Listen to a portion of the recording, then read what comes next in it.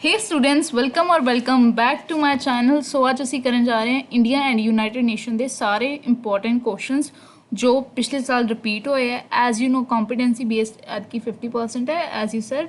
ਸੋ ਉਸ ਕਾਰਨ I'll add MCQs also ਇਹਦੇ ਵਿੱਚੋਂ ਹੀ ਇਸ ਚੈਪਟਰ 'ਚ ਮੈਂ ਦੈਟਸ ਵਾਈ ਬੁੱਕ ਵਾਲੀ PDF ਕ੍ਰੀਏਟ ਕੀਤੀ, otherwise I was creating PPT ਤੇ ਹੁਣ ਅਸੀਂ ਇਹ ਤੋਂ ਹੀ ਕਰਾਂਗੇ। So first of all if you are new to my channel kindly subscribe because English medium विच पोलिटिकल साइंस PSEB दी तुहानूं इस चैनल ते मिलनी है। So let's get started.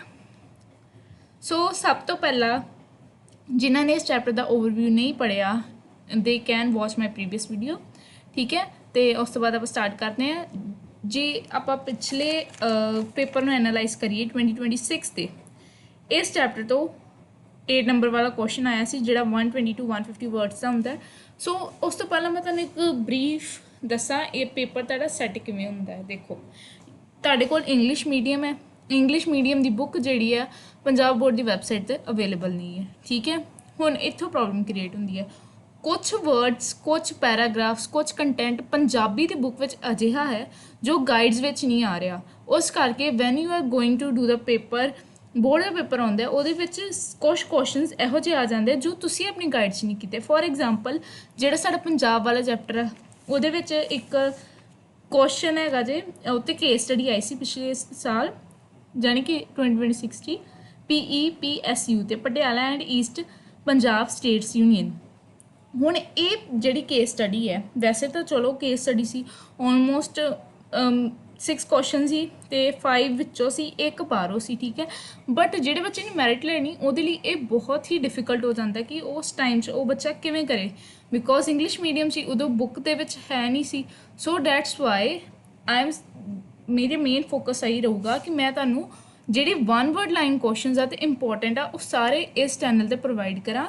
So you must visit my community. ਉਹਦੇ ਵਿੱਚ मैं ਜਿਹੜਾ भी इंपॉर्टेंट क्वेश्चन ਹੁੰਦਾ प्रीवियस ईयर ਹੁੰਦਾ मैं ਉੱਤੇ ਰੈਗੂਲਰਲੀ ਪੋਸਟ ਕਰ ਰਹੀ ਹਾਂ। So please do check it. So ਇੱਕ ਤਾਂ 8 ਨੰਬਰ ਦਾ ਕੁਐਸਚਨ ਆਇਆ ਇੰਡੀਅਨ ਐਂਡ UN ਤੋਂ ਤੇ ਸਾਰਕ ਵਾਲਾ ਜੇ ਕੁਐਸਚਨ ਆਪਾਂ ਵੇਖੀਏ ਤੇ ਸਾਰਕ ਵਾਲਾ ਘੱਟ ਵੇਖਣ ਨੂੰ ਘੱਟ ਮਿਲਿਆ ਸੀ, ਠੀਕ ਹੈ। ਜਿਹੜਾ ਯੂਨਾਈਟਿਡ ਨੇਸ਼ਨ ਦੇ ਉੱਤੇ ਸਿੱਧਾ 8 ਨੰਬਰ ਦਾ ਕੁਐਸਚਨ ਆਇਆ ਸੀ। ਐਂਡ ਤੇ ਜੇ ਆਪਾਂ ਗੱਲ ਕਰੀਏ वन वर्ड क्वेश्चनस की तो वो भी अं UN के रिगार्डिंग क्वेश्चनस देखे ने, अं UN की एजेंसीज़ की फुल फॉर्म्स देखिया ने पिछले साल के पेपर्स जिमें WHO की फुल फॉर्म आ गई सी वर्ल्ड हैल्थ ऑर्गेनाइजेशन, इदा आप ये क्वेश्चन वेखे आ। दैन आप नैक्सट इस आप मेजरली तो 8 नंबर का क्वेश्चन आ गया। सो इस चैप्टर वो चीज़ कवर हो गई, यानी कि इस चैप्टर के अराउंड 10 मार्क्स का पेपर जोड़ा सी सैट होया सी पिछले साल, ठीक है। 2026 का जोड़ा हुण पेपर होया सी वो सैट होया सी। सो हुण साडा मेजर फोकस रहूगा इस चैप्टर के लॉन्ग नूं, क्योंकि जिन्ने भी क्वेश्चन तुसीं देखोगे लॉन्ग करन दे नाल ही शॉर्ट सारे रिवाइज हो रहे हैं।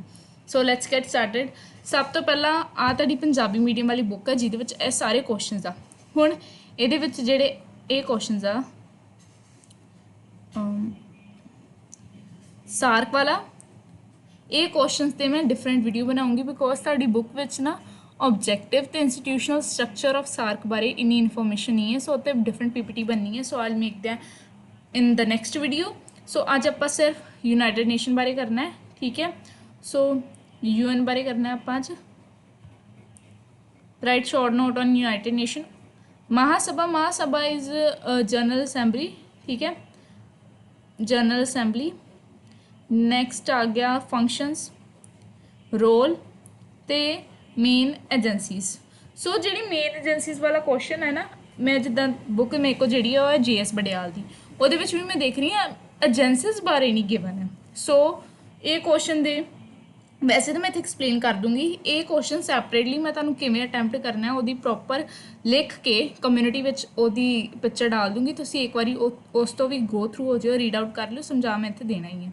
सो लैट्स गेट स्टार्टेड।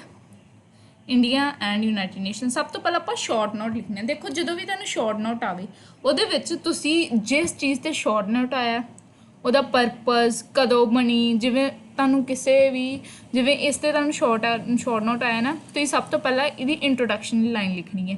ਹੁਣ ਲਿਖਣ ਨੂੰ ਤਾਂ ਸਿੰਪਲੀ ਵੀ ਲਿਖ ਸਕਦੇ ਹੋ, ਬਟ ਇੱਥੇ ਗੇਮ ਚੇਂਜ ਕਿਵੇਂ ਹੁੰਦੀ ਆ, ਇੱਕ ਹੁੰਦੀ ਹੈ ਗਾਈਡਿਸ਼ ਵਰਡਿੰਗ ਮੇਰੇ ਅਕੋਰਡਿੰਗ, ਜਿੱਦਾਂ I have scored 98 in political science.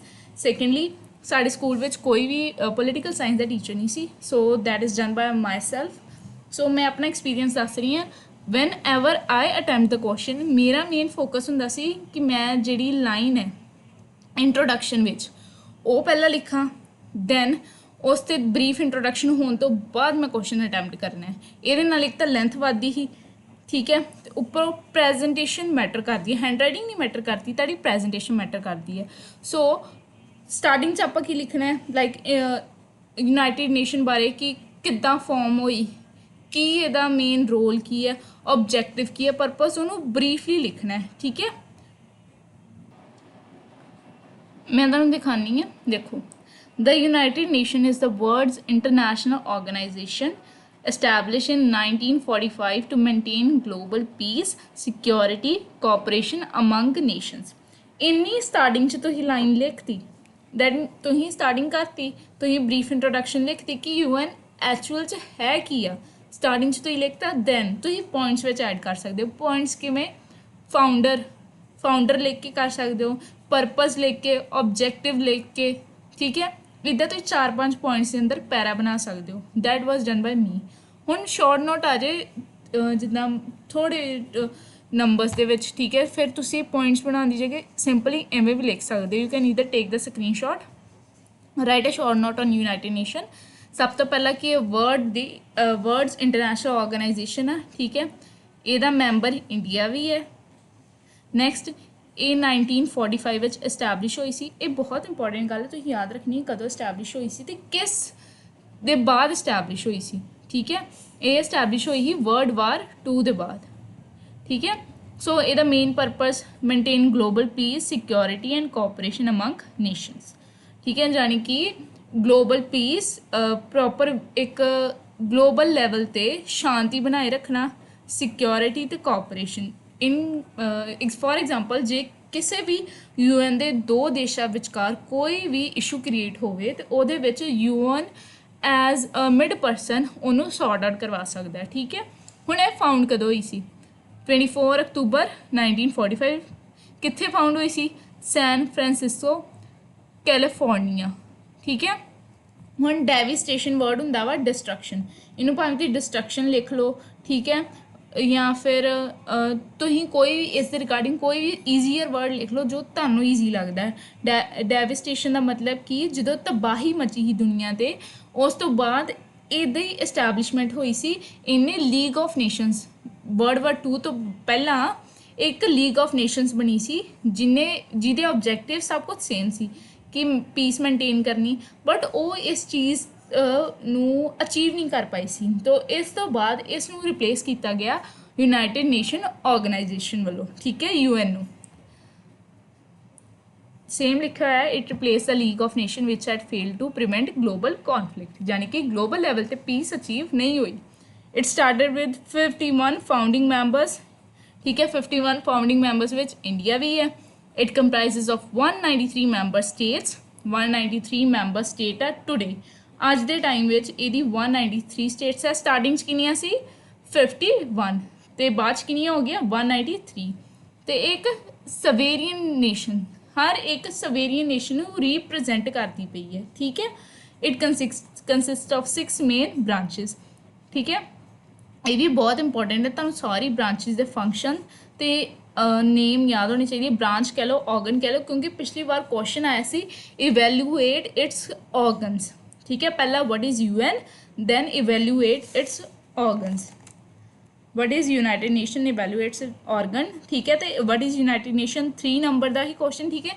Division given ਸੀ ਉਹਦੇ ਵਿੱਚ ਕੁਐਸਚਨ ਪੇਪਰ ਦੇ ਵਿੱਚ 3+5, ਯਾਨੀ ਕਿ ਯੂਨਾਈਟਿਡ ਨੇਸ਼ਨ 'ਤੇ ਉੱਤੇ 3 ਨੰਬਰ ਦਾ ਲਿਖਣਾ ਸੀ ਅਤੇ 5 ਨੰਬਰ ਦਾ ਆਪਾਂ ਔਰਗਨਸ ਦੇ ਬਾਰੇ ਐਕਸਪਲੇਨੇਸ਼ਨ ਕਰਨੀ ਸੀ। ਅਤੇ 6 ਮੇਨ ਔਰਗਨ ਆ ਜਨਰਲ ਅਸੈਂਬਲੀ। ਹੁਣ ਇੱਥੇ ਵੀ ਇੱਕ ਪੁਆਇੰਟ ਆ, ਤੁਸੀਂ 6 ਦੇ 6 ਮੇਨ ਪਹਿਲਾਂ ਤਾਂ ਲੌਂਗ ਕੁਐਸਚਨ ਲਈ ਯਾਦ ਕਰ ਲਈਆਂ, ਦੈਨ ਇਨ ਕੇਸ ਤੁਹਾਨੂੰ ਸ਼ਾਰਟ ਨੋਟ ਆ ਜਾਏ ਕਿਸੇ ਦੇ ਵੀ ਉੱਤੇ ਜਨਰਲ ਅਸੈਂਬਲੀ ਬਾਰੇ ਲਿਖੋ ਜਾਂ ਇੱਕ ਔਰਗਨ ਬਾਰੇ ਲਿਖੋ, you are capable of writing that, ठीक है। सो लॉन्ग क्वेश्चन याद करना मैंडेटरी है, शॉर्ट तुसी अपने कोलों ही कर लेने एंड मेरी बेस्ट सजेशन है तुसी अपनी वर्डिंग लिखनी स्टार्ट करो। मेरी जी पीपीटीज है ਉਹਦੇ ਵਿੱਚ मैं ਤੁਹਾਡੀ बुकिश वर्डिंग अवॉइड करती ਹਾਂ ऐड करना द मेन रीजन। ठीक है, नोट भी मैं ਤੁਹਾਨੂੰ बुक वाली लैंग्वेज तो करवा सकती बट आई वॉन्ट कि थोड़ी जी चेंज आवे अपने वालों आप ऐड करिए। ठीक है, प्रेजेंटेशन करिए कि बच्चे ने खुद लिखा होया है। ठीक है, सो नैक्सट क्वेश्चन साडा सीगा जनरल असैंबली बारे। ठीक है, सो जनरल असैंबली बारे कॉम्पोजिशन आ गई।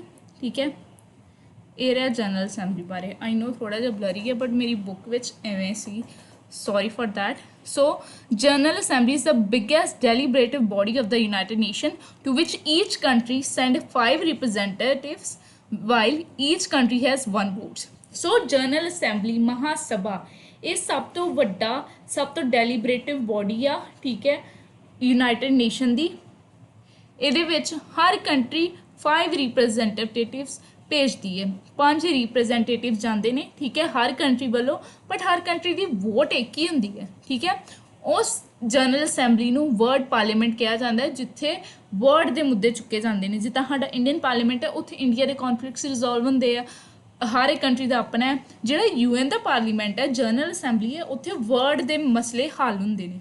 ठीक है, सैशन जेड़ा होंदा ये याद करने वाली गल है। ठीक है, केस स्टडी आ गई ਤਾਂ ਵੀ ਤੁਹਾਨੂੰ ਇਹ ਕੁਐਸਚਨ ਪੁੱਛਿਆ ਜਾ ਸਕਦਾ ਹੈ, 1 वर्ड 'ਚ ਪੁੱਛਿਆ ਜਾ ਸਕਦਾ, ਜਿਹੜੀ ਬਲੈਂਕਸ ਹੁੰਦੇ ਨੇ 1 वर्ड ਆਨਸਰ ਵਾਲੇ ਉਹ 'ਚ ਵੀ ਪੁੱਛਿਆ ਜਾ ਸਕਦਾ ਹੈ। MCQ ਵਿੱਚ ਵੀ ਹੈ session of general assembly convened in the month of September every year. ਠੀਕ ਹੈ, 3rd ਟਿਊਜ਼ਡੇ ਨੂੰ।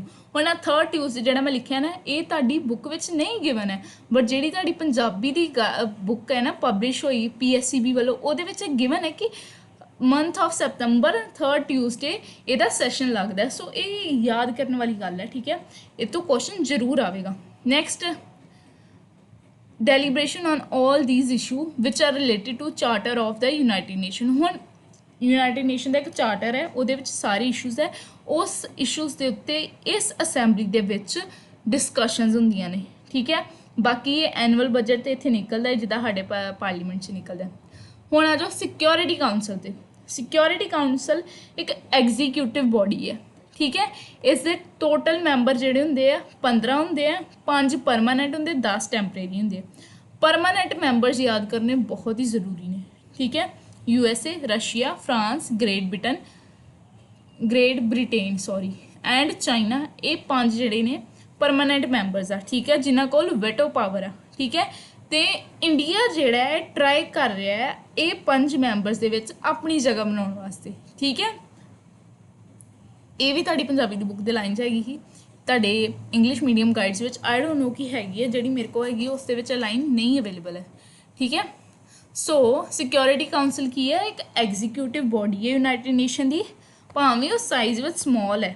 ਠੀਕ ਹੈ, ਯੈਟ ਇੱਥੇ ਜਿਹੜੀ ਲਾਈਨ ਲਿਖੀ ਹੈ yet smallest in size it is important of all organs in its influence। ਇਹਦਾ ਇਨਫਲੂਐਂਸ ਸਭ ਤੋਂ ਵੱਧ ਹੈ। ਠੀਕ ਹੈ, ਟੋਟਲ ਮੈਂਬਰ ਕਿੰਨੇ ਹੋ ਗਏ? 15, 5 permanent, 10 temporary. And I will prepare question answer type page ਜਿਹਦੇ ਵਿੱਚ ਮੈਂ ਸਾਰੇ ਜਿਹੜੇ ਇਹਦੇ ਕੁਐਸਚਨ ਆਨਸਰਸ ਆ ਨਾ ਉਹ ਡਾਲ ਦੂੰਗੀ, ਤੁਸੀਂ ਸੋਲਵ ਕਰਨੇ ਆ।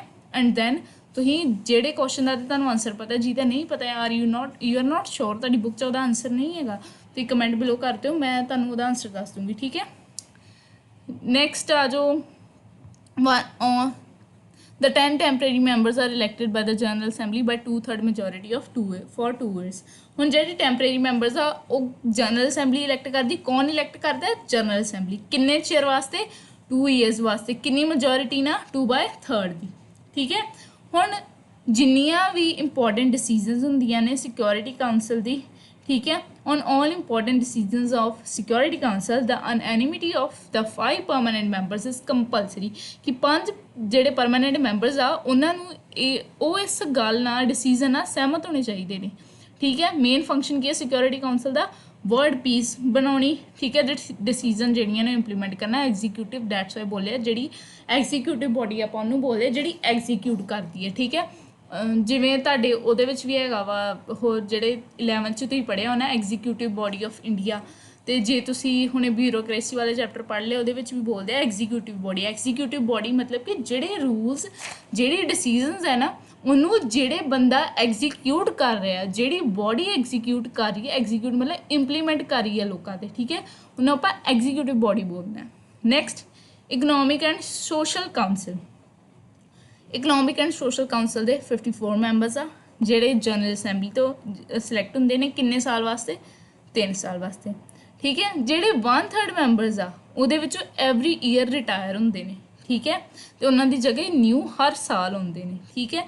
ਇਹ ਕਾਉਂਸਲ ਦਾ ਮੇਨ ਫੰਕਸ਼ਨ ਕੀ ਹੈ ਇਕਨੋਮਿਕ ਤੇ ਸੋਸ਼ਲ ਪ੍ਰੋਬਲਮਸ ਸੋਲਵ ਕਰਨਾ। ਇਕਨੋਮਿਕ ਹੋ ਗਿਆ ਆਰਥਿਕ ਤੇ ਜਿਹੜੀ ਸੋਸ਼ਲ ਹੋ ਗਿਆ ਸਮਾਜਿਕ ਦਿੱਕਤਾਂ।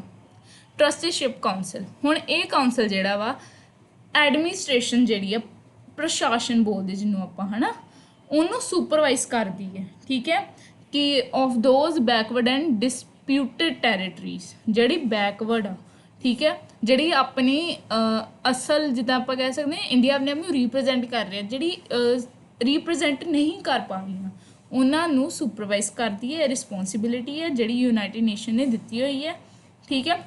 ਫਿਰ ਪਰਮਾਨੈਂਟ ਮੈਂਬਰਸ ਤੋਂ ਇਲਾਵਾ administrating countries of the trusteeship territories and the members elected for 3 years by General Assembly are the members of trusteeship council ਠੀਕ ਹੈ। ਜਿਹੜੇ ਪਰਮਾਨੈਂਟ ਮੈਂਬਰਸ ਉਹ ਤਾਂ ਹੈਗੇ ਹੀ ਹੈ ਸਿਕਿਉਰਿਟੀ ਕਾਉਂਸਲ ਦੇ ਉਸ ਤੋਂ ਇਲਾਵਾ ਜਿਹੜੇ ਹੋਰ ਮੈਂਬਰਸ 3 ਸਾਲ ਲਈ ਇਲੈਕਟ ਕੀਤੇ ਜਾਂਦੇ ਨੇ ਜਨਰਲ ਅਸੈਂਬਲੀ ਵੱਲੋਂ ਉਹ ਵੀ ਇਸ ਟਰਸਟੀਸ਼ਿਪ ਦੇ ਕਾਉਂਸਲ ਹੁੰਦੇ ਨੇ ਠੀਕ ਹੈ। ਹੁਣ international court of justice. International court of justice ਕੀ ਆ ਇੱਕ ਜੁਡੀਸ਼ੀਅਲ ਬੋਡੀ ਹੈ ਠੀਕ ਹੈ ਜਿੱਦਾਂ ਸਾਡੀ ਹਾਈ ਕੋਰਟ ਸੁਪਰੀਮ ਕੋਰਟ ਹੈ ਸੇਮ ਉੱਦਾਂ ਹੀ ਹੈ ਇਹਨਾਂ ਦੀ ਚੀਫ ਜੁਡੀਸ਼ੀਅਲ ਬੋਡੀ ਹੈ ਯੂਨਾਈਟਿਡ ਨੇਸ਼ਨ ਦੀ ਇਹਨੂੰ ਸੁਪਰੀਮ ਕੋਰਟ ਆਫ ਵਰਲਡ ਬੋਲਦੇ ਨੇ। ਇਹਦੇ 15 ਜੱਜ ਨੇ ਜਿਨ੍ਹਾਂ ਨੂੰ ਜਨਰਲ ਅਸੈਂਬਲੀ ਇਲੈਕਟ ਕਰਦੀ ਹੈ ਕਿਹਦੀ ਰეკਮੈਂਡੇਸ਼ਨ ਤੇ ਸਿਕਿਉਰਿਟੀ ਕਾਉਂਸਲ ਦੀ 9 ਸਾਲ ਵਾਸਤੇ। ਫੋਰ ਐਗਜ਼ਾਮਪਲ ਸਾਡੇ ਜਿਹੜੇ ਜੱਜਿਸ ਆ ਉਹ ਪ੍ਰੈਜ਼ੀਡੈਂਟ ਪ੍ਰਾਈਮ ਮਿਨਿਸਟਰ ਠੀਕ ਹੈ ਤੁਸੀਂ ਵੇਖਿਆ ਹੋਣਾ ਤੁਸੀਂ ਪਿਛਲੇ 11th 'ਚ ਪੜ੍ਹਿਆ ਹੋਣਾ ਕਿ ਕਿਸੇ ਵੀ ਮੰਤਰੀ ਨੂੰ ਇਲੈਕਟ ਕਰਨਾ ਹੈ ਪ੍ਰੈਜ਼ੀਡੈਂਟ ਨੇ ਕਿਹਦੀ ਐਡਵਾਈਸ ਤੇ ਪ੍ਰਾਈਮ ਮਿਨਿਸਟਰ ਦੀ ਸੇਮ ਕਿਸੇ ਨੂੰ ਵੀ ਇਲੈਕਟ ਕਰਨਾ ਹੈ ਜਨਰਲ ਅਸੈਂਬਲੀ ਨੇ ਕਿਹਦੀ ਰეკਮੈਂਡੇਸ਼ਨ ਤੇ ਸਿਕਿਉਰਿਟੀ ਕਾਉਂਸਲ ਦੀ ਤੇ 9 ਸਾਲ ਲਈ ਜੱਜ ਜਿਹੜਾ ਹੈ ਉਹ ਇਲੈਕਟ ਹੁੰਦਾ ਹੈ ਤੇ 1/3 ਜੱਜਿਸ ਜਿਹੜੇ ਨੇ ਉਹ ਰਿਟਾਇਰ ਹੁੰਦੇ ਹਰ 3 ਸਾਲ ਬਾਅਦ ਠੀਕ ਹੈ। So international court of justice gives verdict on the disputed case ਮਤਲਬ ਜਿੰਨੇ ਵੀ ਕੇਸ ਕੰਸਰਨ ਮਿਊਚੁਅਲ ਕੰਸੈਂਟ ਜਿੱਦਾਂ ਪਾਕਿਸਤਾਨ ਤੇ ਇੰਡੀਆ ਦੀ ਲੜਾਈ ਹੋ ਗਈ ਆ ਉਹਦੇ ਵਿੱਚ ਮਿਊਚੁਅਲ ਕੰਸੈਂਟ ਕਿੰਨੇ ਉਹਨਾਂ ਨੂੰ ਆਪਸ 'ਚ ਫਿਰ ਉਹਨਾਂ ਦੇ ਰਾਜੀਨਾਮਾ ਕਰਾਉਣਾ ਹੈ ਉਹ ਹੈ ਇੰਟਰਨੈਸ਼ਨਲ ਕੋਰਟ ਆਫ ਜਸਟਿਸ। ਹੁਣ ਲਾਸਟ ਬੋਡੀ ਸੈਕਰੇਟਰੀਏਟ ਐਡਮਿਨਿਸਟ੍ਰੇਟਿਵ ਆਰਗਨ ਆ ਠੀਕ ਹੈ। ਇਹ ਪੋਲਿਸੀਜ਼ ਤੇ ਡਿਸੀਜ਼ਨ ਜਿਹੜੀਆਂ ਨੇ ਦੂਜੀ ਆਰਗਨਸ ਹੈ ਯੂਨਾਈਟਿਡ ਨੇਸ਼ਨ ਦੀ ਉਹਨਾਂ ਤੇ ਐਗਜ਼ੀਕਿਊਟ ਕਰਦੀ ਹੈ ਠੀਕ ਹੈ। It execute the policies and decision taken by the other organs of the United Nations ਠੀਕ ਹੈ। ਹੁਣ ਸੈਕਰੇਟਰੀ ਜਨਰਲ ਕੌਣ ਹੈ ਉਹ ਹੈਡ ਵਾ ਇਸ ਆਰਗਨ ਦਾ ਠੀਕ ਹੈ ਤੇ ਇੱਥੇ ਇੱਕੋ ਡਿਪਟੀ ਸੈਕਰੇਟਰੀ ਜਨਰਲ ਹੁੰਦਾ ਹੈ ਤੇ ਉਹਦੇ ਨਾਲ ਉਹਦੇ 9 ਅਸਿਸਟੈਂਟ ਹੁੰਦੇ ਆ ਜਿਹੜੇ ਉਹਨੂੰ ਅਸਿਸਟ ਕਰਦੇ ਆ। ਹੁਣ ਇਹ ਕੁਐਸਚਨ ਜਿਹੜਾ ਨਾ ਮਿਸਟਰ ਐਂਟੋਨੀਓ ਗਡ ਆਹ ਵਾਲਾ ਜਿਹੜਾ ਆਇਆ ਹੋਇਆ ਹੈ ਠੀਕ ਹੈ ਆਈ ਰਿਮੈਂਬਰ ਮੈਂ ਇੱਕ ਕਿਸੇ ਪ੍ਰੀਵੀਅਸ ਈਅਰ ਪੇਪਰ 'ਚ ਦੇਖਿਆ ਸੀ ਇਹ ਸੇਮ ਕੁਐਸਚਨ ਆਇਆ ਸੀਗਾ ਠੀਕ ਹੈ ਤੇ ਇਹ ਕੁਐਸਚਨ ਜਿਹੜਾ ਵਾ ਪਿਛਲੇ ਸਾਲ ਵੀ ਰਿਪੀਟ ਹੋਇਆ ਹੈ। ਆਈ ਐਮ ਨੋਟ ਰਿਮੈਂਬਰਿੰਗ ਕਿੱਥੇ ਹੋਇਆ ਮੇਰੇ ਕੋਲ ਕੁਐਸਚਨ ਪੇਪਰ ਪਿਆ ਲੱਭਣਾ ਪੈਣਾ ਠੀਕ ਹੈ ਮੈਂ ਤੁਹਾਨੂੰ ਇਹਦਾ ਕਮਿਊਨਿਟੀ ਵਿੱਚ ਪੋਸਟ ਡਾਲੂੰਗੀ। ਇਸ ਨਾਂ ਦੇ ਉੱਤੇ ਕੁਐਸਚਨਸ ਆਏ ਹੋਏ ਨੇ so you have to remember this ਬਹੁਤ ਇੰਪੋਰਟੈਂਟ ਪੁਆਇੰਟ ਆ ਇਸ ਦੇ ਉੱਤੇ ਮੈਂ ਪ੍ਰੀਵੀਅਸ ਈਅਰ ਕੁਐਸਚਨ ਦੇਖੇ ਸੀ ਠੀਕ ਹੈ। ਇਹ ਪੁਰਤਗਾਲ ਤੋਂ ਨੇ ਠੀਕ ਹੈ ਇਹ ਵੀ ਯਾਦ ਕਰ ਲਿਓ। ਹੁਣ ਆ ਜਾਓ last question specialised agencies of UN. ਹੁਣ ਸਪੈਸ਼ਲਾਈਜ਼ਡ ਏਜੰਸੀਜ਼ ਕਿਹੜੀਆਂ ਨੇ ਇਹਨਾਂ 'ਤੇ ਵੀ ਕੁਐਸਚਨ ਆਉਂਦਾ ਜੇ। ਹੁਣ ਮੈਂ ਤੁਹਾਨੂੰ ਇਹੀ ਗੱਲ ਬੋਲ ਰਹੀ ਸੀ ਕਿ ਏਜੰਸੀਜ਼ ਦੇ ਉੱਤੇ ਇਹਦੇ ਉੱਤੇ ਪ੍ਰੋਪਰ ਡਿਟੇਲਿੰਗ 'ਚ ਨਹੀਂ ਗਿਵਨ ਹੈ ਸੋ ਇਹਦੇ ਉੱਤੇ ਤੁਹਾਨੂੰ ਆਪਣੇ ਕੋਲੋਂ ਵਰਡਸ ਐਡ ਕਰਨੇ ਪੈਣੇ ਆ ਅਤੇ ਕਮਿਊਨਿਟੀ ਵਿੱਚ ਤਾਂ ਮੈਂ ਤੁਹਾਡੀ ਉਹ ਡਾਲ ਹੀ ਦੇਣੀ ਹੈ ਜਿਹੜੀ ਲਾਈਨਸ ਕਰੈਕਟ ਹੋਣਗੀਆਂ। ਹੁਣ ਏਜੰਸੀਜ਼ ਕਿਹੜੀਆਂ ਨੇ ਜਿੱਦਾਂ WHO UNESCO ILO FAO ਠੀਕ ਹੈ ਇਹ ਸਾਰੀਆਂ ਏਜੰਸੀਜ਼ ਨੇ ਠੀਕ ਹੈ। ਹੁਣ ਇਹਨਾਂ ਦਾ ਫੰਕਸ਼ਨਸ ਕੀ ਆ ਇਹ ਪੋਲਿਸੀਜ਼ ਡਿਸੀਜ਼ਨਸ ਪ੍ਰੋਗਰਾਮ ਜਿਹੜੇ ਯੂਨਾਈਟਿਡ ਨੇਸ਼ਨ ਦੇ ਉਹਨਾਂ ਨੂੰ ਇੰਪਲੀਮੈਂਟ ਕਰਨ ਵਿੱਚ ਹੈਲਪ ਕਰਦੀਆਂ ਨੇ ਠੀਕ ਆ ਆਪਣਾ ਰੋਲ ਪਲੇ ਕਰਦੀਆਂ ਨੇ।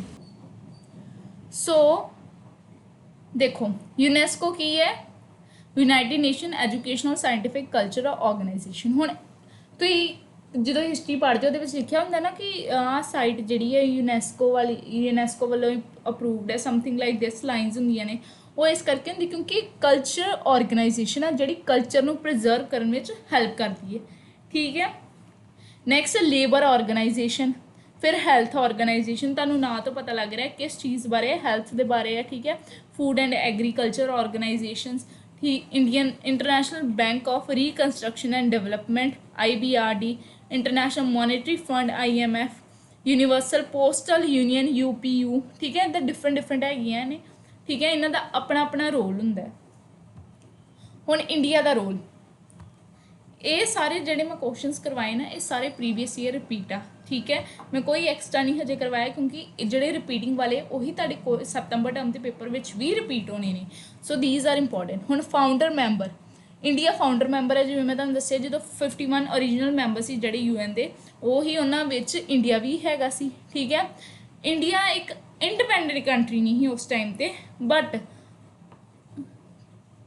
ਵੇਟ ਮੈਂ ਕਰੈਕਟ ਨੇਮ ਦੇਖ ਲਾਂ ਬੁੱਕ ਤੋਂ, ਇੱਥੇ ਕਲੀਅਰ ਨਹੀਂ ਆ ਰਿਹਾ। Yes, so India independent country ਨਹੀਂ 1945 'ਚ। ਫਿਰ ਵੀ S Krishnamachari, AR Mudaliar and Firoz Khan Noon, ਇਹ ਇੰਡੀਆ ਦੇ ਰਿਪਰੈਜ਼ੈਂਟੇਟਿਵ ਸੀ ਜਿਨ੍ਹਾਂ ਨੇ UN ਚਾਰਟਰ ਨੂੰ ਸਾਈਨ ਕੀਤਾ ਸੀ ਸੈਨ ਫਰਾਂਸਿਸਕੋ ਵਿੱਚ, ਠੀਕ ਹੈ। ਸੋ ਫੁੱਲ ਫੇਥ ਇਨ ਯੂਨਾਈਟਿਡ ਨੇਸ਼ਨ। ਹੁਣ ਇੰਡੀਆ ਦੇ ਜਿੰਨੇ ਵੀ ਐਕਸਟਰਨਲ ਇਸ਼ੂਜ਼ ਹੁੰਦੇ ਨੇ, ਠੀਕ ਹੈ, ਉਹਨਾਂ ਦੇ ਵਿੱਚ ਜੇ UN ਇੰਟਰਫੇਅਰ ਨਹੀਂ ਆਪਾਂ ਕਹਾਂਗੇ, UN ਉਹਦੇ ਵਿੱਚ ਕੋਈ ਵੀ ਆਪਣੀ ਗੱਲ ਰੱਖਦਾ ਹੈ ਤੇ ਠੀਕ ਹੈ, ਉਹਨੂੰ ਮੰਨਣੀ ਪੈਂਦੀ ਹੈ ਇੰਡੀਆ ਨੂੰ, ਠੀਕ ਹੈ। ਦੇਖੋ ਜਵਾਹਰ ਲਾਲ ਨਹਿਰੂ ਨੇ, ਸਾਡੇ ਫਸਟ ਪ੍ਰਾਈਮ ਮਿਨਿਸਟਰ ਨੇ ਕਿਹਾ ਸੀ ਕਿ ਇੰਡੀਆ ਕੈਨੋਟ ਇਮੈਜਿਨ ਅ ਵਰਲਡ ਵਿਦਆਊਟ UN, ਕਿ ਆਪਾਂ UN ਦੇ ਉੱਤੇ ਫੁੱਲ ਫੇਥ ਰੱਖਦੇ ਹਾਂ, ਠੀਕ ਹੈ। ਸੋ ਆਰਟੀਕਲ 51 ਵਿੱਚ UN ਦੇ ਏਮਸ ਆਬਜੈਕਟਿਵ ਜਿਹੜੇ ਨੇ ਰੀਅਫਰਮਿੰਗ ਐਂਡ ਰੀਟਰੇਟਿੰਗ ਆਰ ਕਮਿਟਮੈਂਟ, ਠੀਕ ਹੈ। ਆਈ ਨੋ ਬਲਰ ਆ ਰਿਹਾ but I do have this book, so please adjust. ਸੋ ਇਹੀ ਕਮਿਟਮੈਂਟ ਉੱਤੇ ਆਰਟੀਕਲ 51 ਬਣਿਆ ਸੀ ਕੌਨਸਟੀਟਿਊਸ਼ਨ ਦਾ, ਠੀਕ ਹੈ।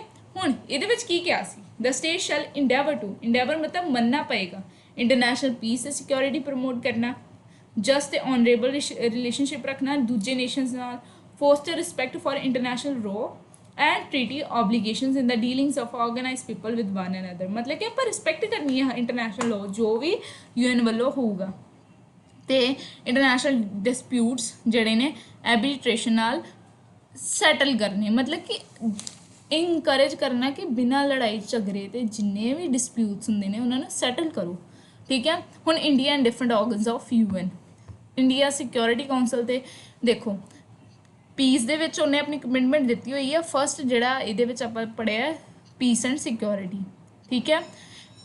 ਟੈਂਪਰੇਰੀ ਮੈਂਬਰਸ਼ਿਪ ਮਿਲੀ ਸੀ ਸਾਨੂੰ ਕਾਊਂਸਲ ਦੀ 50 ਤੋਂ 51 ਤੋਂ 67 ਤੋਂ 69 ਤੋਂ 72 ਤੋਂ 73 77 78 84 85 ਐਂਡ ਲਾਸਟ ਸਾਨੂੰ ਮਿਲੀ ਸੀ 21 ਤੋਂ 22 'ਚ, ਠੀਕ ਹੈ।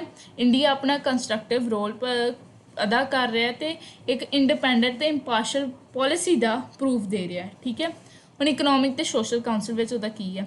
ਸੋ ਇੰਡੀਆ ਉਹਦਾ ਮੈਂਬਰ ਬਹੁਤ ਸਾਲਾਂ ਤੋਂ ਹੈ, ਠੀਕ ਹੈ। ਉਹਨੇ ਆਪਣਾ ਬਹੁਤ ਵਧੀਆ ਰੋਲ ਅਦਾ ਕੀਤਾ ਹੈ, ਠੀਕ ਹੈ, ਇਸ ਕਾਊਂਸਲ ਨੂੰ ਸਕਸੈਸਫੁਲ ਬਣਾਉਣ ਵਾਸਤੇ। ਇੰਡੀਆ ਜਿੰਨੇ ਵੀ ਇਕਨੋਮਿਕ ਇੰਬੈਲੈਂਸਿਸ ਆ ਉਹਨਾਂ ਦਾ ਅਵੇਅਰ ਹੈਗਾ, ਮਤਲਬ ਕਿ ਜਿੰਨੇ ਵੀ ਇਕਨੋਮਿਕ ਬੈਲੈਂਸਿਸ ਆ ਇੰਬੈਲੈਂਸ, ਠੀਕ ਹੈ, ਇਹ ਇੰਟਰਨੈਸ਼ਨਲ ਟੈਂਸ਼ਨ ਦਾ ਕਾਜ਼ ਹੁੰਦਾ ਹੈ, ਠੀਕ ਹੈ। ਆਰਥਿਕ ਵਿਵਸਥਾ ਘੱਟ ਹੋਣੀ ਜਿਹਨੂੰ ਆਪਾਂ ਪੰਜਾਬੀ 'ਚ ਬੋਲਾਂਗੇ, ਠੀਕ ਹੈ, ਉਹਦਾ ਜਾਣੂ ਹੈ ਕਿ ਜੇ ਆਰਥਿਕ ਵਿਵਸਥਾ ਪ੍ਰੋਪਰ ਨਾ ਹੋਈ ਤਾਂ ਇਹਦੇ ਨਾਲ ਇੰਟਰਨੈਸ਼ਨਲ ਟੈਂਸ਼ਨਸ ਕ੍ਰੀਏਟ ਹੁੰਦੀਆਂ ਨੇ, ਠੀਕ ਹੈ। So India as a member of council made a suggestion to bridge the gap prevailing between affluent and poor countries, ਯਾਨੀ ਕਿ ਇੰਡੀਆ ਨੇ ਆਪਣੀ ਸੁਜੈਸ਼ਨ ਰੱਖੀ ਹੈ ਕਿ ਜਿਹੜੀ ਪੂਅਰ ਕੰਟਰੀਜ਼ ਆ ਅਤੇ ਜਿਹੜੀ ਐਫਲੂਐਂਟ ਕੰਟਰੀਜ਼, ਐਫਲੂਐਂਟ ਮਤਲਬ ਰਿਚ ਕੰਟਰੀਜ਼ ਆ, ਉਹਨਾਂ ਦੇ ਬਿਟਵੀਨ ਜਿਹੜਾ ਗੈਪ ਆ ਉਹਨੂੰ ਪੂਰਾ ਕੀਤਾ ਜਾਵੇ। ਹੁਣ ਇੰਡੀਆ ਟਰਸਟੀਸ਼ਿਪ ਕਾਊਂਸਲ ਵਿੱਚ ਕੀ ਰੋਲ ਹੈ ਉਹਦਾ, ਅਸੀਂ ਜਾਣਦੇ ਹਾਂ ਕਿ ਟਰਸਟੀਸ਼ਿਪ ਕਾਊਂਸਲ ਜਿਹੜਾ ਵਾ ਐਡਮਿਨਿਸਟ੍ਰੇਸ਼ਨ ਵੱਲ ਦੇਖਦਾ ਹੈ। ਆਪਾਂ ਟਰਸਟੀਸ਼ਿਪ ਕਾਊਂਸਲ ਬਾਰੇ ਪੜ੍ਹ ਚੁੱਕੇ ਹਾਂ, ਉਹਦੇ ਆਪਾਂ ਫੰਕਸ਼ਨਸ ਵੀ ਦੇਖ ਲਿਆ, ਠੀਕ ਹੈ। ਹੁਣ ਇੰਡੀਆ ਇਸ ਕਮੇਟੀ ਦਾ ਮੈਂਬਰ ਹੈ, ਠੀਕ ਹੈ, ਅਤੇ committee of the UN related to the collection of information with regard to such territories which fall under the trusteeship council, ਠੀਕ ਹੈ। ਇਸ ਕਮੇਟੀ ਦਾ ਮੈਂਬਰ ਰਿਹਾ ਹੈ ਜਿਹਦੇ ਵਿੱਚ ਜਿਹੜੀ ਟੈਰੀਟਰੀਜ਼ ਇਸ ਟਰਸਟ ਦੇਖੋ ਆਪਾਂ ਪੜ੍ਹਿਆ ਸੀ ਨਾ ਕਿ ਜਿਹੜੀ ਬੈਕਵਰਡ ਟੈਰੀਟਰੀਜ਼ ਆ ਉਹਨੂੰ ਐਡਮਿਨਿਸਟ੍ਰੇਟ ਕਰਦੀ ਹੈ ਟਰਸਟਸ਼ਿਪ ਕਾਉਂਸਲ, ਠੀਕ ਹੈ। ਇੰਡੀਆ ਮੈਂਬਰ ਸੀ ਇਸ ਦਾ, ਠੀਕ ਹੈ। ਸੈਂਟ ਟੂ ਵੈਸਟਰਨ ਸਮੋਆ ਇਨ 1958, ਉਸ ਤੋਂ ਬਾਅਦ ਵੈਸਟਰਨ ਅਫਰੀਕਾ ਵਿੱਚ ਵੀ ਗਿਆ ਉਹ, ਠੀਕ ਹੈ। ਐਂਡ ਇੰਡੀਆ ਨੇ ਹਮੇਸ਼ਾ ਸਪੋਰਟ ਕੀਤਾ ਹੈ, ਠੀਕ ਹੈ, ਜਿਹੜੀਆਂ ਨੋਨ ਇੰਡੀਪੈਂਡੈਂਟ ਟੈਰੀਟਰੀਜ਼ ਆ, ਠੀਕ ਹੈ, ਉਹਨਾਂ ਨੂੰ ਗੌਰਮੈਂਟ ਸੈਲਫ ਗੌਰਮੈਂਟ ਉਹਨਾਂ ਕੰਟਰੀਜ਼ ਦੇ ਵਿੱਚ ਇਸਟੈਬਲਿਸ਼ ਕਰਨ ਵਾਸਤੇ ਆਪਣਾ ਫੁੱਲ ਯੋਗਦਾਨ ਦਿੱਤਾ, ਠੀਕ ਹੈ। ਨੈਕਸਟ ਸਪੈਸ਼ਲਾਈਜ਼ ਏਜੰਸੀਜ਼ ਮਤਲਬ WHO, FAO, ILO ਇਹ ਵਾਲੀਆਂ, ਠੀਕ ਹੈ। ਹੁਣ ਇੰਡੀਆ ਇਹਨਾਂ ਦਾ ਮੈਂਬਰ ਹੈ। ਕੀ ਰੋਲ ਹੈ ਇੰਡੀਆ ਦਾ? ਇਹ ਇੰਪਲੀਮੈਂਟ ਕਰਦਾ ਹੈ ਏਮਸ ਨੂੰ, ਪੋਲਿਸੀਜ਼ ਨੂੰ, ਜਿਹੜੀਆਂ ਏਜੰਸੀਜ਼ ਦੀਆਂ ਨੇ, ਠੀਕ ਹੈ। ਅਤੇ ਉਹਦੇ ਵਿੱਚ ਆਪਣਾ ਇੱਕ ਸਿਗਨੀਫਿਕੈਂਟ ਰੋਲ ਬਣਾ ਚੁੱਕਿਆ, ਆਪਣੀ ਇੱਕ ਸਿਗਨੀਫਿਕੈਂਟ ਪਛਾਣ ਬਣਾ ਚੁੱਕਿਆ। ਜਿਵੇਂ ਸਾਨੂੰ ਪਤਾ ਇੰਡੀਆ ਇੱਕ ਐਗਰੀਕਲਚਰ ਕੰਟਰੀ ਹੈ ਅਤੇ ਇੱਕ ਐਕਟਿਵ ਮੈਂਬਰ ਹੈ FAO, ਜਾਣੀ ਕਿ ਫੂਡ ਐਂਡ ਐਗਰੀਕਲਚਰ ਆਰਗੇਨਾਈਜੇਸ਼ਨ ਦਾ, ਠੀਕ ਹੈ। ਇੰਡੀਆ ਨੇ ਸਫੀਸ਼ੀਐਂਟ ਫੂਡ ਗ੍ਰੇਨਸ ਪ੍ਰੋਡਿਊਸ ਕੀਤੇ ਨੇ, ਠੀਕ ਹੈ। ਅਤੇ ਨਿਊ ਟੈਕਨੋਲੋਜੀ ਜਿਹੜੀ ਆ for sufficient promotion of agriculture has been prominent one, ਠੀਕ ਹੈ। ਅਤੇ WHO ਨਾਲ ਵੀ ਇਹਨੇ ਕੋਲੈਬੋਰੇਸ਼ਨ ਕੀਤਾ ਹੈ, ਠੀਕ ਹੈ। ਅਤੇ ਬਹੁਤ ਸਾਰੇ ਵੈਲਫੇਅਰ ਪ੍ਰੋਜੈਕਟਸ ਬਣਾਏ, ਇਹਨੂੰ ਇੱਥੋਂ ਕੱਟ ਹੋ ਗਿਆ ਉਹ ਵਾਲਾ, I am really sorry for that, ਠੀਕ ਹੈ। ਅਤੇ ਜਿਹੜੇ WHO ਹੈ ਬਹੁਤ ਸਾਰੇ ਵੈਲਫੇਅਰ ਪ੍ਰੋਜੈਕਟਸ ਉਹਨਾਂ ਨਾਲ ਕੀਤੇ ਡਿਫਰੈਂਟ ਵਿਲੇਜਿਸ ਵਿੱਚ। ਜਿਹੜੀ ਬੈਂਕ ਆ ਉਹਨੇ ਵੀ ਬਹੁਤ ਲਾਰਜ ਸਕੇਲ 'ਤੇ ਜਿਹੜਾ ਇੰਡੀਅਨ ਡਿਵੈਲਪਮੈਂਟ ਸਕੀਮਸ ਹੁੰਦੀਆਂ ਨੇ ਉਹਨਾਂ ਵਾਸਤੇ ਲੋਨ ਦਿੱਤਾ ਹੋਇਆ। ਡਿਫਰੈਂਟ ਰੋਲ ਜਾਣੀ ਕਿ ਅਦਾ ਕੀਤਾ ਹੋਇਆ ਹੈ ਇੰਡੀਆ ਨੇ ਸਪੈਸ਼ਲਾਈਜ਼ ਏਜੰਸੀ ਵਿੱਚ, ਅਤੇ ਸਪੈਸ਼ਲਾਈਜ਼ ਏਜੰਸੀ ਨੇ ਵੀ ਆਪਣੀ ਜਿਹੜੀ ਪੋਲਿਸੀਜ਼ ਆ, ਏਮਸ ਆ, ਆਪਣੀ ਜਿਹੜੀ ਹੈਲਪ ਆ ਉਹ ਪ੍ਰੋਪਰਲੀ ਇੰਡੀਆ ਨੂੰ ਪ੍ਰੋਵਾਈਡ ਕੀਤੀ ਹੈ। ਸੋ ਜਿਹੜੇ ਆਹ 4-5 question C, these are very much important, ਠੀਕ ਹੈ। ਇਹਨਾਂ ਨੂੰ ਯਾਦ ਕਰਨਾ ਬਹੁਤ ਇੰਪੋਰਟੈਂਟ ਹੈ ਇਸ ਚੈਪਟਰ ਵਾਸਤੇ, ਠੀਕ ਹੈ। ਭਾਵੇਂ ਤੁਸੀਂ ਆਪਣੇ ਸਕੂਲ ਦੇ ਟੀਚਰਸ ਨੂੰ ਪੁੱਛ ਲਓ, ਇਸ ਚੈਪਟਰ ਵਿੱਚੋਂ ਜੇ ਤੁਸੀਂ ਉਹਨਾਂ ਨੂੰ ਪੁੱਛੋਗੇ ਨਾ ਮੈਮ ਇੰਪੋਰਟੈਂਟ ਕੁਐਸਚਨਸ ਕੀ ਆ, ਉਹਨਾਂ ਨੇ ਆਹੀ ਕਹਿਣਾ ਕੰਪੋਜੀਸ਼ਨ ਯਾਦ ਕਰੋ, ਇੰਡੀਆ ਦਾ ਰੋਲ ਯਾਦ ਕਰੋ, ਠੀਕ ਹੈ। ਸੋ ਨੋਟ ਮੈਂ ਤੁਹਾਨੂੰ ਦੱਸਤਾ, ਨੋਟ ਵਾਸਤੇ ਤੁਸੀਂ ਇਹਦਾ ਸਕਰੀਨਸ਼ਾਟ ਲੈ ਲਓ, ਠੀਕ ਹੈ। ਸੋ ਇਹ ਜ਼ਰੂਰ ਯਾਦ ਕਰਿਓ। ਅਤੇ ਲਾਸਟ ਇੱਥੋਂ ਵੀ ਆਈ ਹੈਵ ਐਡਡ ਇੱਕ question he, I don't remember ਕਿ ਮੈਂ ਤੁਹਾਨੂੰ ਉਸ ਬਾਰੇ ਦੱਸਤਾ ਸੀ ਅਤੇ ਮੈਂ ਲਿਖਿਆ ਸੀ, ਹਾਂ ਦੇਖੋ ਇੰਟਰਨੈਸ਼ਨਲ ਕੋਰਟ ਆਫ ਜਸਟਿਸ ਹੈ ਨਾ, ਆ ਵੇਖੋ it is located in HAGUE ਹੈਗੀ, ਠੀਕ ਹੈ। ਇੱਦਾਂ ਦੇ ਵਰਡਸ ਜਿਹੜੇ ਨਾ ਇਹ ਬਹੁਤ ਇੰਪੋਰਟੈਂਟ ਆ, ਇਹ ਨਹੀਂ ਜੇ ਗਿਵਨ ਹੈਗੇ ਤੁਹਾਡੀ ਗਾਈਡ ਦੇ ਵਿੱਚ, ਠੀਕ ਹੈ। ਅਤੇ ਇਸ ਕੁਐਸਚਨ ਦੀ PDF ਲੈਣ ਵਾਸਤੇ ਜਾਂ ਇਸ ਕੁਐਸਚਨ ਬਾਰੇ ਮੈਂ ਸਾਰੇ ਦੇ ਸਾਰੇ ਕੁਐਸਚਨਸ ਕਮਿਊਨਿਟੀ ਵਿੱਚ ਪੋਸਟ ਕਰ ਦੂੰਗੀ, ਠੀਕ ਹੈ। ਇੱਕ ਪ੍ਰੋਪਰ ਅੱਜ ਹੀ ਹੋ ਜਾਣਗੇ, ਲਿਖ ਕੇ ਵਿਦ ਕੁਐਸਚਨਸ ਅਤੇ ਜਿਹੜੇ ਇੰਪੋਰਟੈਂਟ ਆ ਉਹਨਾਂ ਨੂੰ ਰਾਈਟ ਡਾਊਨ ਕਰਕੇ। ਸੋ ਉਹਨੂੰ ਵੀ ਇੱਕ ਵਾਰੀ ਜ਼ਰੂਰ ਚੈੱਕ ਆਊਟ ਕਰ ਲਿਓ, ਅਤੇ ਜੇ ਤੁਹਾਨੂੰ ਨਹੀਂ ਲੱਭ ਰਿਹਾ ਤਾਂ ਕਮੈਂਟਸ ਵਿੱਚ ਚੱਲ ਜਿਓ, ਜਦੋਂ ਮੈਂ ਪੋਸਟ ਕਰੂੰਗੀ ਮੈਂ ਨਾਲ ਹੀ ਕਮੈਂਟਸ ਵਿੱਚ ਵੀ ਉਸ ਦਾ ਲਿੰਕ ਸ਼ੇਅਰ ਕਰ ਦੂੰਗੀ। ਸੋ please do subscribe my channel, because for mine experience ਮੈਂ ਤੁਹਾਨੂੰ ਦੱਸੂੰਗੀ, ਅਤੇ ਵੱਧ ਤੋਂ ਵੱਧ ਮੈਨੂੰ ਸਬਸਕ੍ਰਾਈਬ ਕਰੋ so that you may get to know about all the content regarding the English medium of political science, ਠੀਕ ਹੈ। ਅਤੇ ਬਾਕੀ ਵੀਡੀਓਜ਼ ਵੀ ਪਲੀਜ਼ ਇਹਦੀ ਪਿਛਲੀ ਵੀਡੀਓ ਵੀ ਦੇਖ ਲਿਓ, ਅਤੇ ਸਾਰਕ ਵਾਸਤੇ ਜਿਹੜੇ 2 ਕੁਐਸਚਨ ਉਹਨਾਂ ਦੀ PPTs ਬਣ ਜਾਣਗੀਆਂ, ਅਤੇ ਦੈਨ ਆਈ ਟੈਲ ਯੂ। ਅਤੇ ਨੈਕਸਟ ਚੈਪਟਰ ਵਾਸਤੇ ਕਮੈਂਟ ਡਾਊਨ ਕਰ ਦਿਓ ਕਿ ਨੈਕਸਟ ਚੈਪਟਰ ਕਿਹੜਾ ਚਾਹੀਦਾ ਤੁਹਾਨੂੰ। Thank you so much.